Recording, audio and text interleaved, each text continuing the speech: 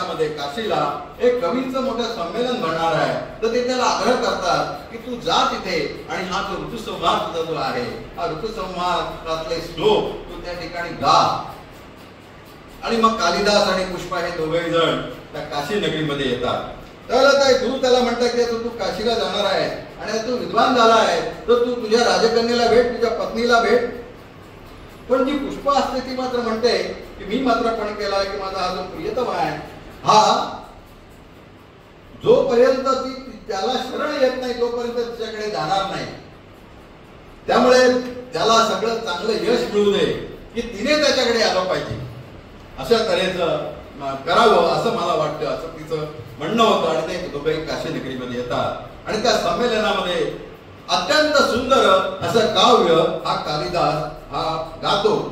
त्यातला जो शृंगार रस आहे तो शृंगार रस पाहून काही कवी हे त्याच्यावर हे टीका करतात की या शृंगार रसामुळे इथली जी पिढी आहे ती बिघडेल.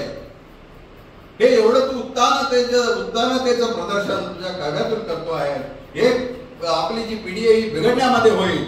परंतु जे युवक असतात किंवा जे अनेक लोक असतात ते म्हणतात की हा जो शृंगार रस आहे हा सुद्धा एक रस आहे आणि त्या तोही एक रस असल्यामुळे आणि त्याचं सुंदर रीतीने वर्णन करणारा हा कालिदास या ठिकाणी लागलेला आहे.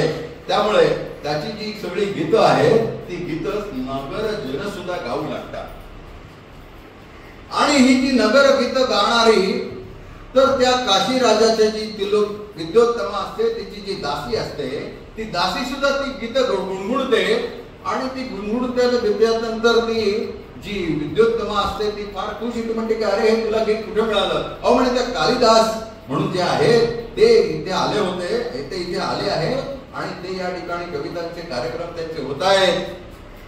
तर मग ती म्हणते की जो हा जे कालिदास आहे तो माझा पती तर नाही पण असू शकतो, असं चला म्हणे आपण बघायला जाऊया. आणि म्हणून ती त्याला निघते.